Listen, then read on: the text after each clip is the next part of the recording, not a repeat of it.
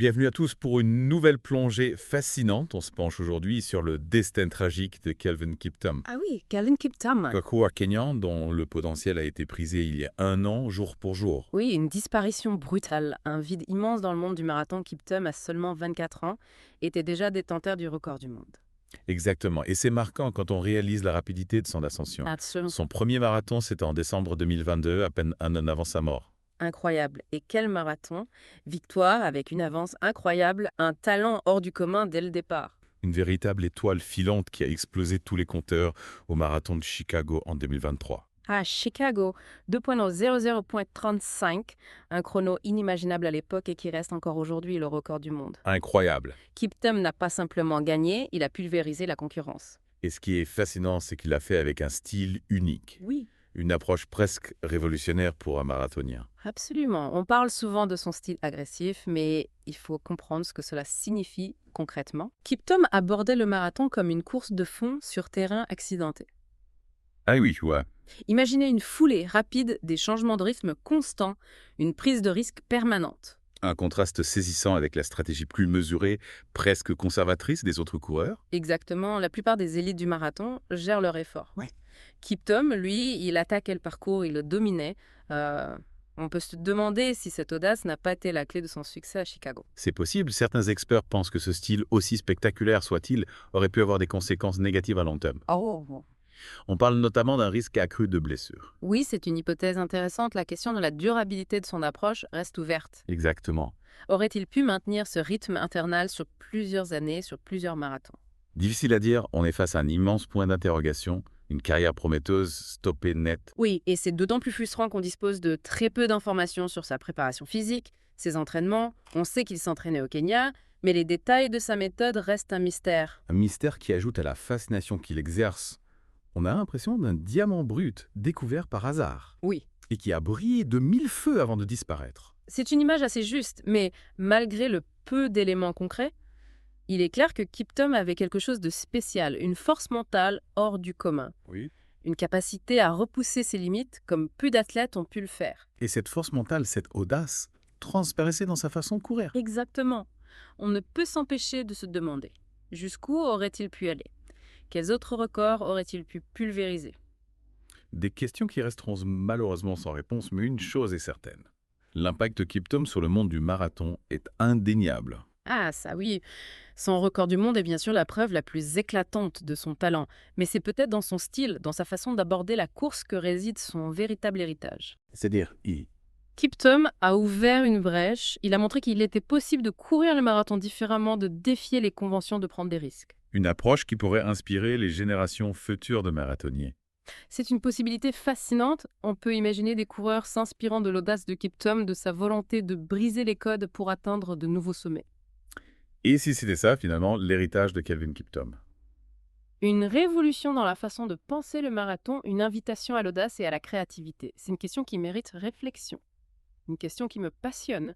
Est-ce que l'approche de Kiptum pourrait devenir la norme ou est-ce qu'il restera une exception, un talent unique et inimitable? Difficile de se prononcer pour l'instant, mais ce qui est sûr, c'est que sa performance à Chicago a marqué les esprits. Absolument. Et si on analyse sa course de plus près, Oui. on peut observer des éléments qui confirment son style audacieux. Par exemple, sa gestion du rythme était complètement différente de celle des autres coureurs. C'est-à-dire, Il a attaqué dès le départ, imposant un rythme très soutenu dès les premiers kilomètres. La plupart des marathoniens auraient craqué sous une telle intensité. oui, Mais pas Kiptum. c'est comme s'il avait défié les lois de la physiologie. En quelque sorte, oui. Il a repoussé les limites de ce qu'on pensait possible.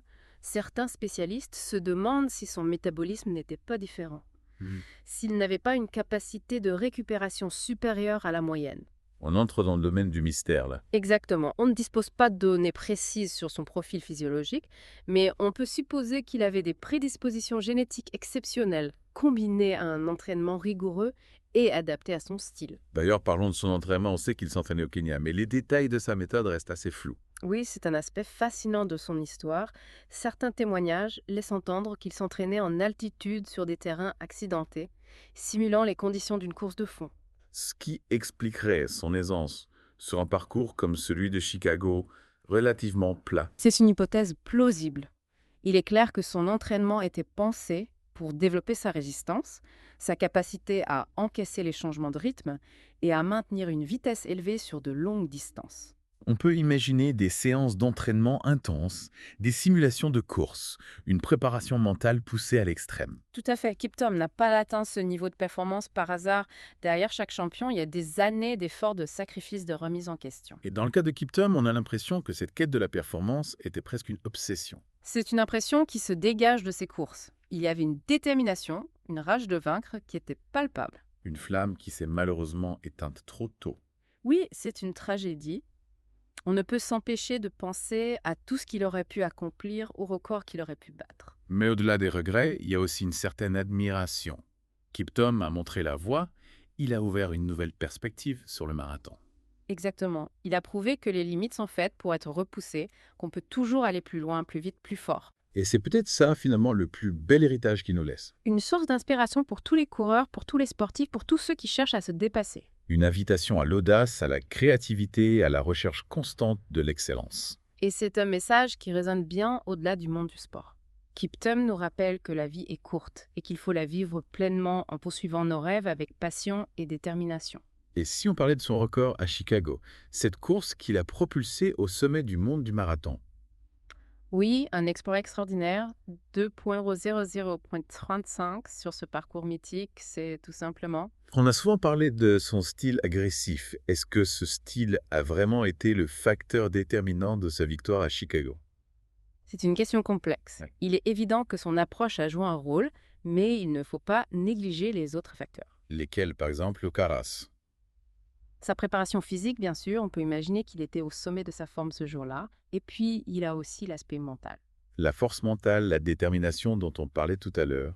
Exactement. Kiptum avait une capacité à gérer la pression, à repousser ses limites mentales, qui était impressionnante. Et puis, il y a aussi les conditions de course. Oui, Chicago est réputé pour être un marathon rapide avec un parcours relativement plat, mais même en tenant compte de ces éléments, la performance de Kiptum reste exceptionnelle. Il a quand même pulvérisé le record précédent de plusieurs minutes. C'est ça qui est incroyable.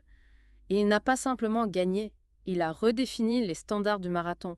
Et c'est pour ça que sa disparition est d'autant plus tragique. On se retrouve avec tellement de questions sans réponse. Aurait-il pu battre son propre record? Son style aurait-il pu être copié par d'autres coureurs? On ne le saura jamais, mais ce qui est certain, c'est que Kelvin Kiptum a laissé une marque indélébile sur le monde du marathon. Un héritage complexe, fait de records d'audace et de mystère.